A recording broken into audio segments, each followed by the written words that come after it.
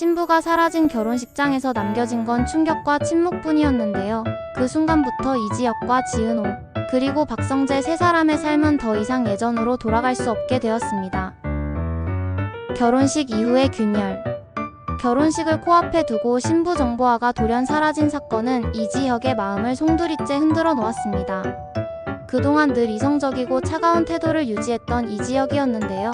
결혼식장에서 사람들의 시선을 온몸으로 받으며 홀로 남겨진 그 순간만큼은 누구보다 무너져 있었습니다.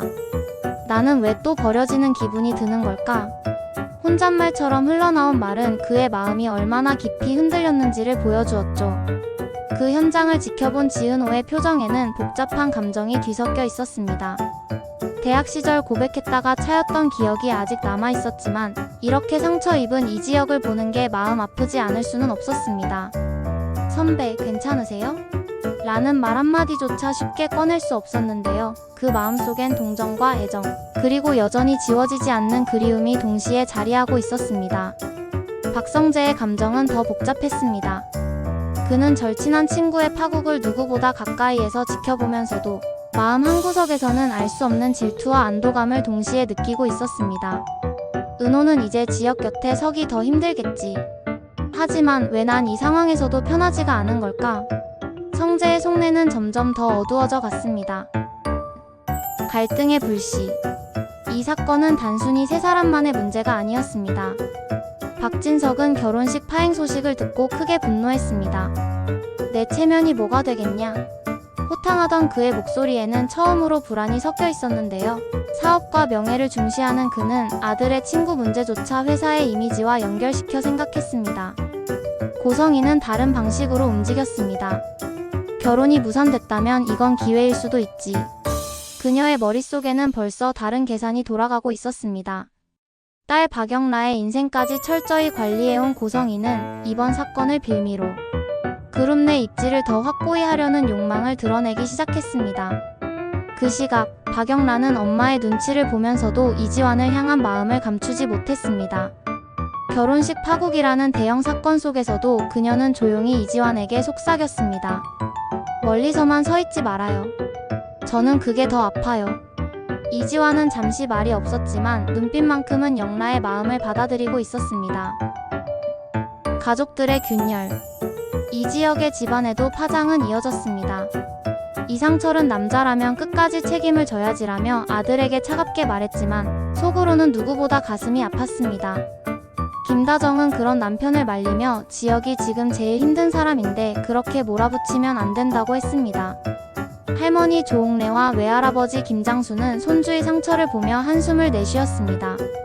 저놈이 철벽처럼 굳은 게 다 이유가 있었구나. 조옥래의 말에는 애틋함이 묻어 있었고 김장수는 사람은 넘어져야 일어날 기회를 얻는 거야 라며 달랬습니다. 이지환과 이수빈도 결혼식 사건을 각자의 방식으로 받아들였습니다. 이지환은 형을 지켜주고 싶었지만 스스로도 영라와의 관계 때문에 마음이 무거웠습니다. 이수빈은 오히려 냉철하게 상황을 분석했습니다. 오히려 잘된 걸 수도 있죠. 형이 진짜 원하는 게 뭔지 이제라도 알 수 있잖아요. 그녀의 말은 현실적이었지만 동시에 차가운 진실을 담고 있었습니다. 심리적 클라이맥스 1. 성재의 갈등. 결혼식이 무산된 후 박성재는 은호와 마주할 기회가 많아졌습니다.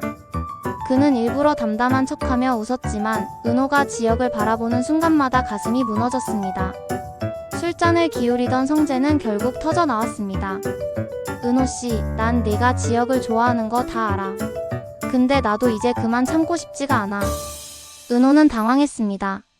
늘 따뜻하게 대해주던 성재의 마음을 알면서도 그 고백이 현실로 다가오자 쉽게 대답할 수 없었습니다.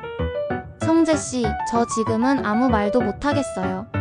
은호의 목소리는 흔들렸지만 거절도 수락도 아닌 모호한 대답은 성재의 마음을 더 뜨겁게 만들었습니다. 심리적 클라이맥스 2. 지혁의 흔들림.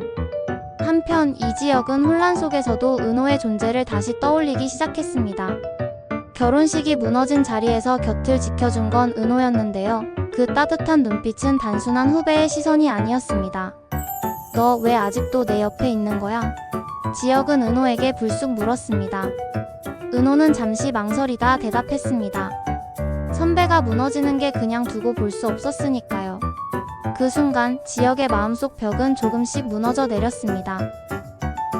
심리적 클라이맥스 3. 고성이와 영라. 고성이는 영라가 이지환에게 마음을 주고 있다는 걸 직감하고 있었습니다. 넌 절대 그 집안이랑 얽히면 안 돼.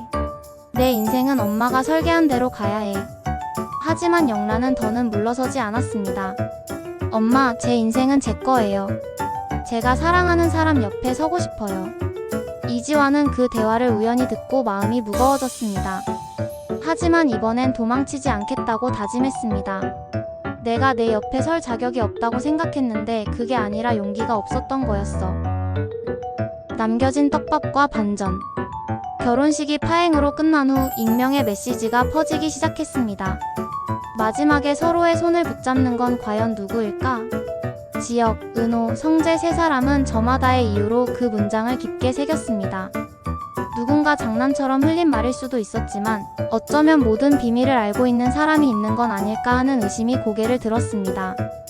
박진석의 건강 이상, 지강호의 무모한 행동, 고성이의 권력욕, 영라와 이지환의 사랑, 그리고 지역은 오성재의 삼각관계까지.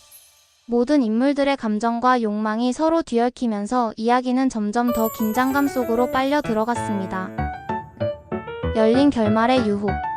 결혼식의 충격이 채 가시기도 전에 각자의 선택이 운명을 뒤흔들 준비를 하고 있었습니다. 은호가 붙잡을 손은 과연 누구일까요? 지역은 무너진 마음을 회복하며 은호를 향해 다가설까요?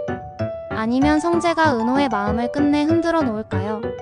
누군가는 손을 내밀고 누군가는 그 손을 붙잡을 것입니다. 그리고 또 다른 누군가는 그 장면을 지켜보며 자신만의 길을 선택할 것입니다. 그 순간 화려한 날들이라는 제목처럼 화려하지만 잔혹한 진짜 이야기가 시작될 것입니다.